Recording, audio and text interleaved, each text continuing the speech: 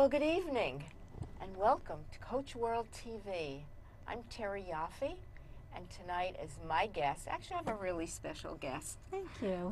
Angela and I met a while ago, Mhm. and just it's been great that she accepted coming on the show tonight. So, Angela Schutz, I got it finally. You did. Angela is an author, speaker, and coach.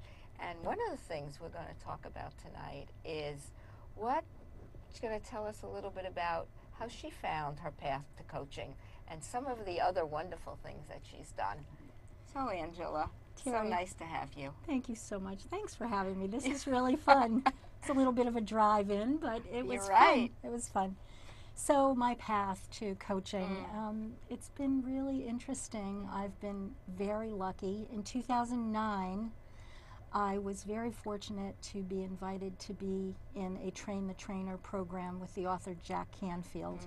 And most people know Jack from his 220 Chicken Soup for the Soul books. Absolutely. But really what I learned from Jack is through his work in the Success Principles. That's another book that he has written. It's an amazing book, 64 very tiny motivational chapters. Something like you should get up every morning and be an inverse paranoid. Get up and say, the whole world is plotting to help me. That's an interesting beautiful? thing to say. Yeah. The whole world is plotting to help me. Right. I like that. I'm gonna pick that up. Well, you know, whenever you can make yourself more positive with something that simple, it's worth it. It really is. So I had a whole year of training with Jack Canfield, and I met people, amazing people from around the world that are making a difference. And what Jack taught us is how to create success empowerment workshops. So that's one of the things that I love doing. I go and I work with groups and I teach them the small steps to make their lives better. So when you say empowerment, can you expand on that a little bit? Because I think all of us want to figure out how can we be more successful and really empower ourselves. Because a lot of people, I think, try to empower others and do for others, but it has to start at home. It certainly with us. does. It certainly does. And you can look at your life like a pie. There are many sections of a pie, 6 sections of a pie. So each section is an area of your life that needs to support you. So one way to empower yourself is to look at each area. Maybe it's education. Some people never got the education they wanted. So look at that piece. Is there a course you could take? Is there something, and it doesn't have to be in a, you know, you don't have to go into higher education. Just, you want to learn to paint. Whatever it is, learn something new. It could be finances. Take a course. There are so many courses out there to just help people balance checkbooks or learn about annuities. There are so many things out there. It could be spirituality. Some people have moved away from either religion or spirituality, and whatever that means to you, just take notice of how much energy you're putting into it. So all of these little things, it could be your home environment. Is it a mess? Can you just clean up one space that's calm and beautiful for you so that you can feel like your spirit is nourished? So that's what I mean by empowerment, to just look at the different areas of your life and take a step. Make something better. That's great.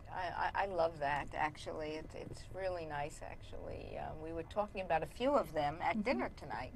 I know Angela has taken courses in finance to go for a license. Well, right? I just found out that tomorrow I will have my Connecticut State insurance license. Okay. And now I'm studying to get a securities license so that I can There you help go. people learn more about how to manage their own money and where to put their money so they're invested properly, so that at the end of the game, you're going to have a lot of wealth to work with in retirement, rather than wondering what comes next and where you're going to find that next dime. For so many people. Right. So, doing Jack Canfield, and then you mentioned you did a program with Tori Johnson. Tori Johnson Right. is a wonderful friend and has inspired me and has inspired. She is has the largest organization for careers for women. So she really helps women either get back to work or get into the workforce for the first time. And then I worked with Tori, started working with her in her original group called Spark and Hustle. Right. And I went to one of those groups. Yeah, and she a year started ago. that for women who have new businesses or have an idea for a new business, and she works with them to help. She brings in fabulous speakers, and she works with them to help them feel like they can get that business going, because so many new businesses fall by the wayside because Absolutely. people don't know the steps to take. Yeah. And when you think about it, when you're new in business, the person that could mentor you the best is someone who does what you do, but you're their competition. So this way, she opens up doors for you where you can learn from people who want to give you education. So with these two individuals, did they help you on your path to doing what you do? Absolutely. I think one of the ways they helped me the most is they gave me so much confidence to have a voice of my own. And when I started working with Jack Canfield, I felt like I wanted to write. And so I was introduced to a woman in San Diego called Donna Kozik.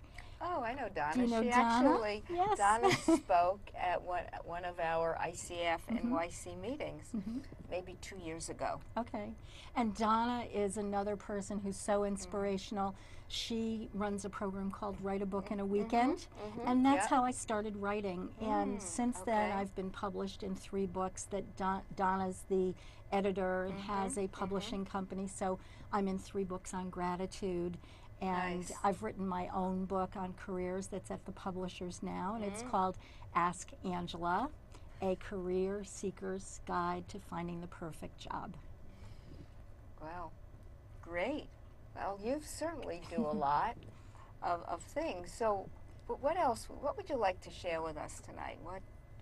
What inspiration, what motivation, what words of wisdom would you like to share? Well, I think one thing is people so often feel like they're on a boat with no rudder.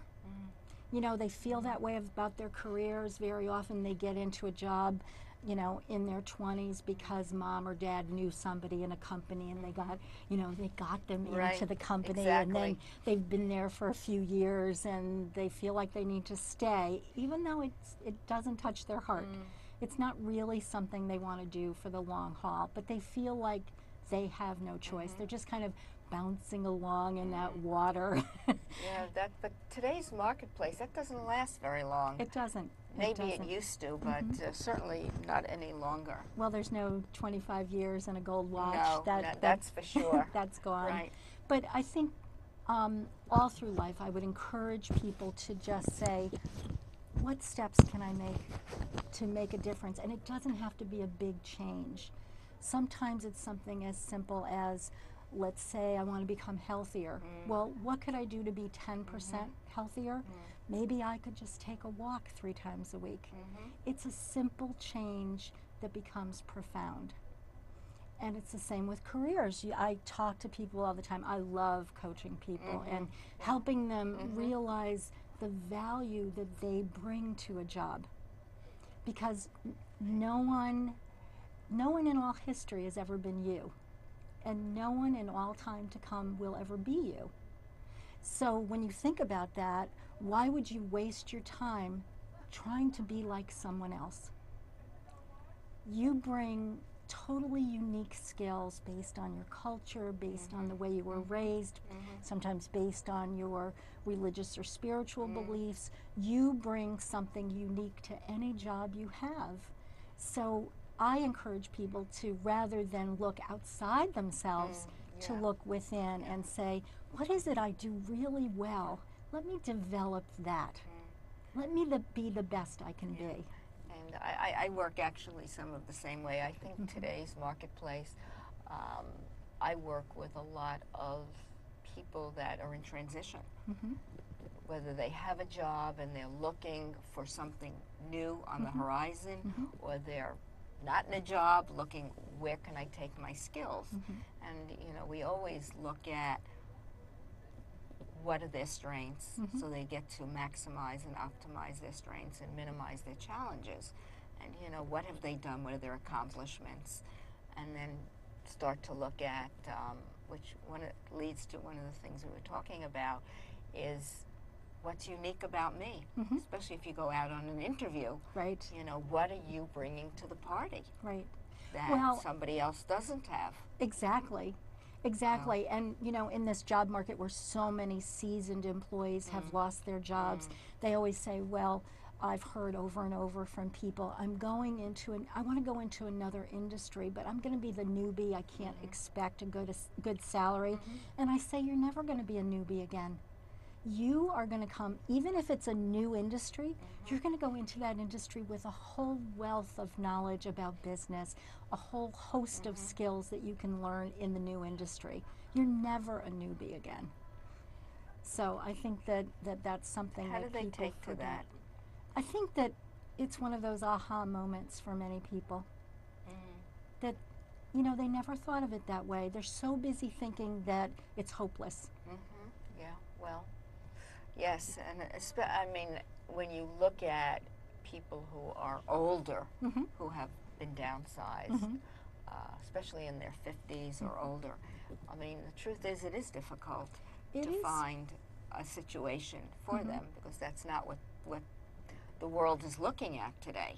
That's very true. However, I think your mindset has a lot to do with it. You know, you can act very old at the ripe old age of 35. Exactly. So your mindset has a lot to do with it. Exactly. I've had, you know, my seasoned clients come in and say to me, oh, I'm 58 years old. No one's ever going to hire me again. And I say, you're right.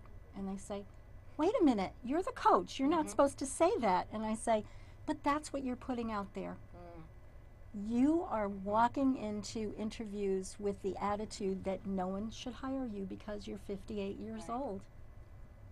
But when you think about interviews, this is something that I think is amazing.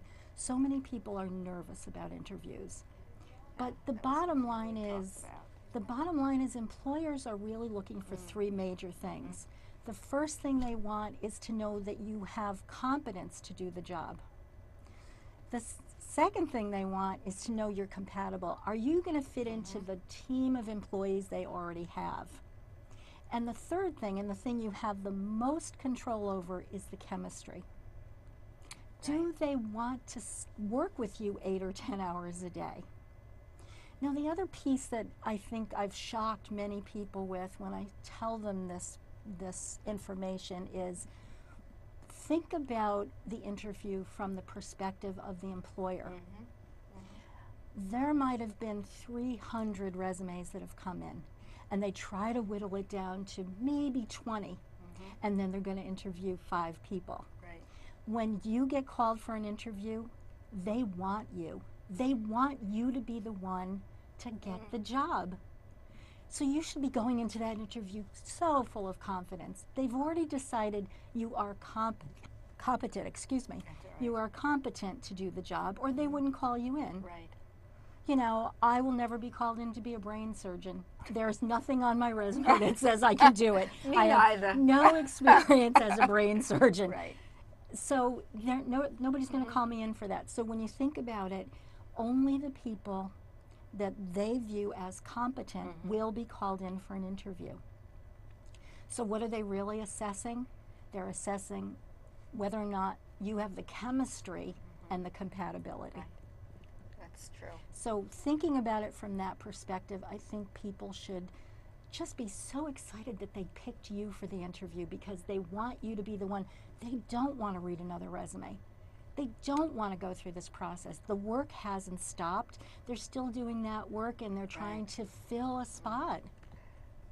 That's exactly true. Also, one of the things that I find that when I work with clients also is that a resume is a resume. So, you know, you fit whatever it is they're looking for on a resume.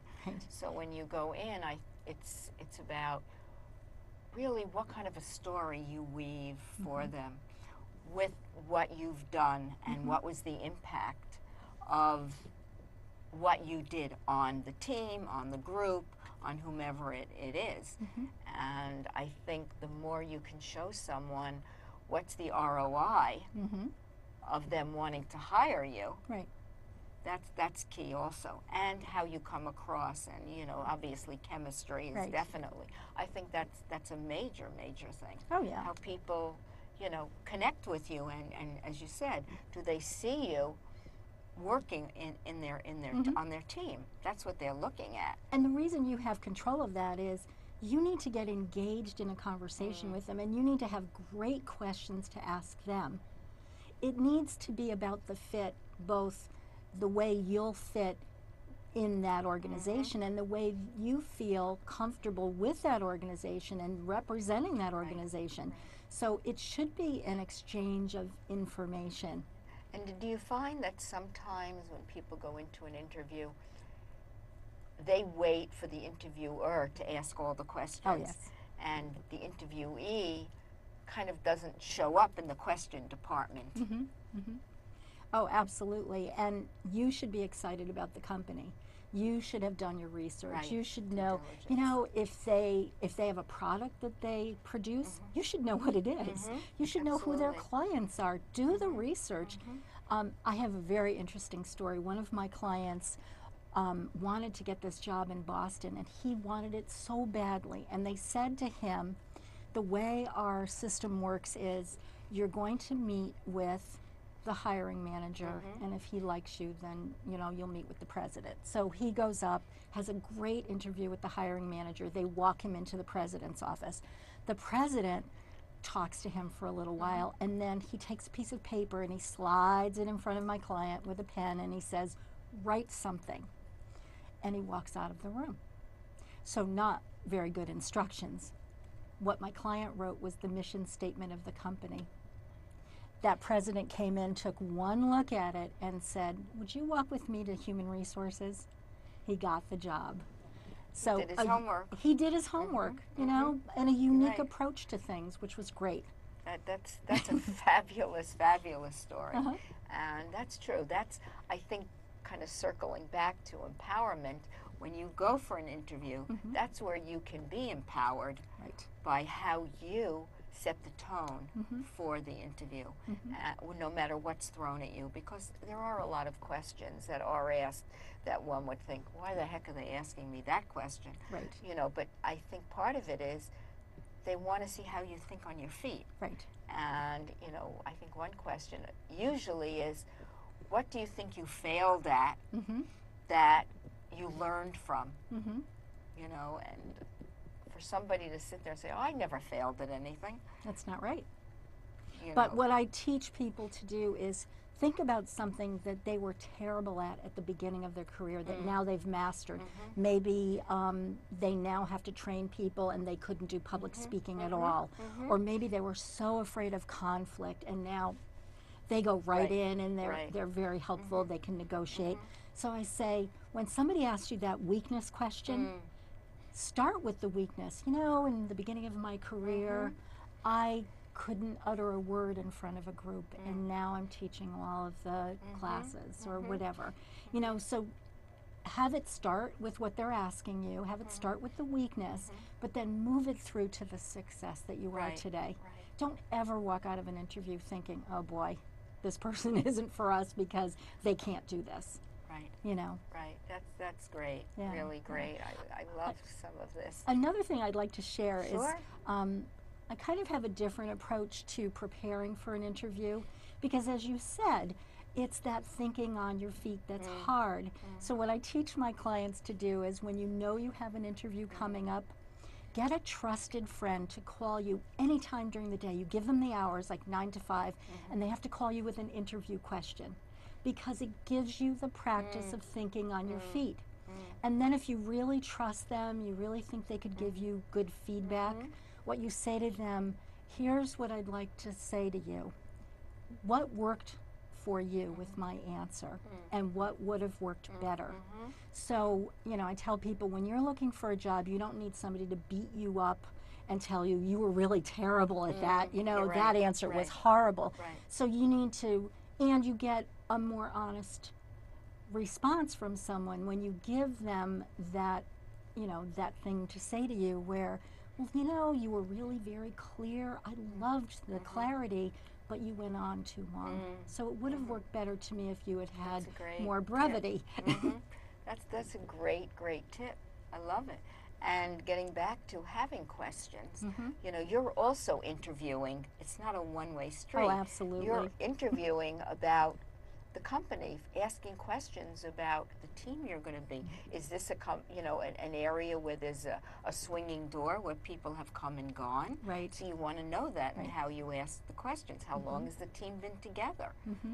What's the management style of this organization? Right. You need to know that, what's acceptable. Do people answer that honestly? What's the management style? Well, I've had some, I've gotten feedback from people where the hiring manager will say, I'm going to walk out of the room and let my assistant tell you the answer to that, which I think is a lot of fun.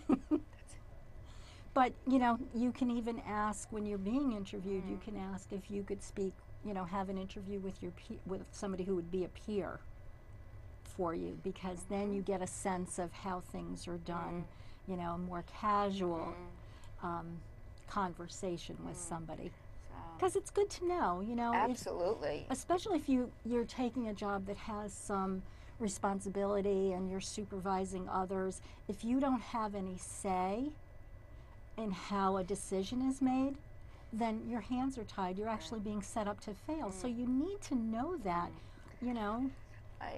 I have a client who went on a few interviews, and got the job.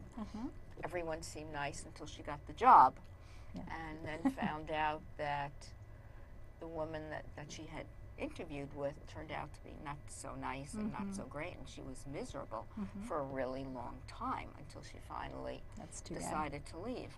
But sometimes you don't know that somebody can be one way, and then you get to work with them and they turn out to be another way. Right.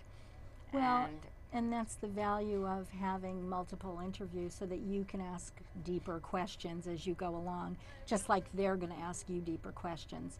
And, it's kind of sad that we're in an era now where most companies will not give you a reference. So you can't go to your former company and get a good reference. So your new company is going to require multiple interviews to try to get to know you, to see if you are who you say you are on paper. That's true. This client of mine had very fast interviews. I think 1 or 2, and they hired her. Yeah, usually. So she did not It's a warning. get to, and she's great at asking questions, and her boss seemed really nice. And she was a micromanager who made her life very miserable. So it's not always easy to detect. You do the best you can with, and try to find people that might have worked at the company or know people that worked at the company to and try ask and really get good questions. You want to ask, pointed questions. Also, very often the person that writes the job posting is not the person that you're going to be reporting to. So you want to ask questions like, what would be a significant contribution I could make in the first 3 months if I was given this position? Because you want to get a sense of the agenda of the person you would be reporting to, as opposed to just what that posting says.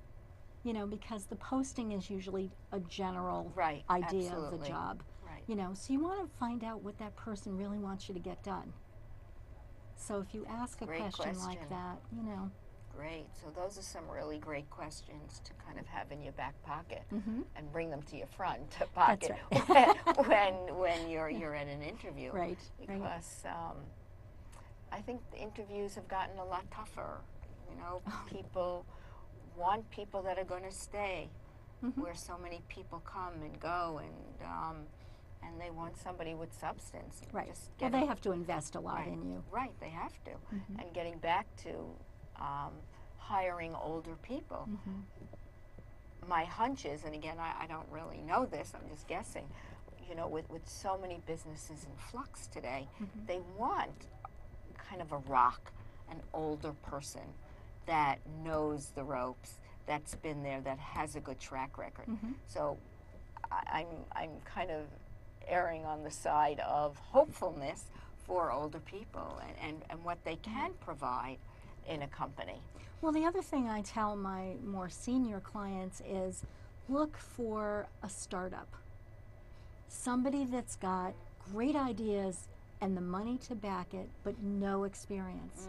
Because you could work with them. You've got all the industry experience they need. That's great.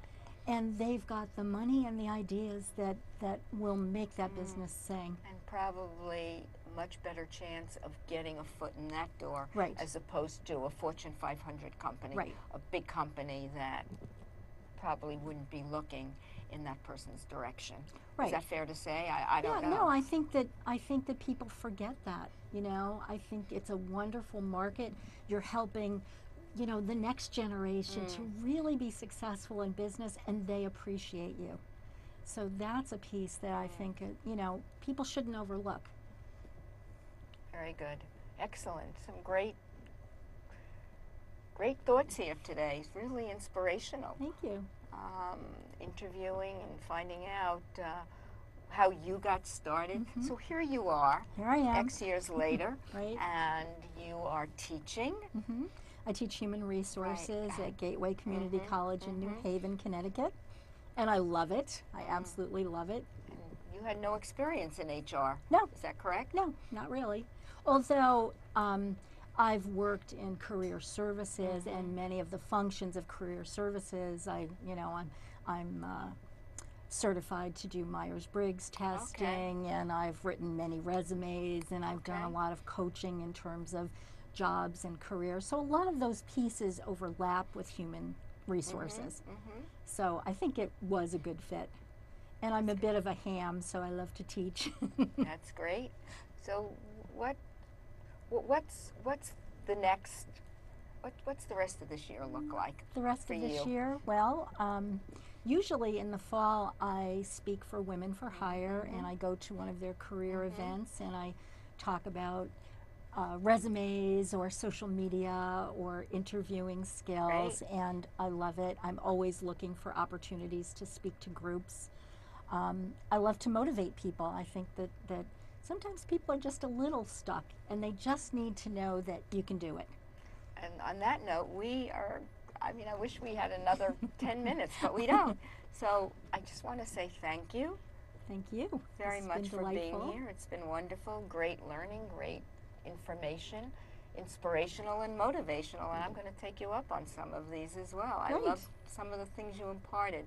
So I Thank want to you. thank you so much for being part of the show tonight. You're quite welcome. Enjoyed it. Thank you. Me too. Take care.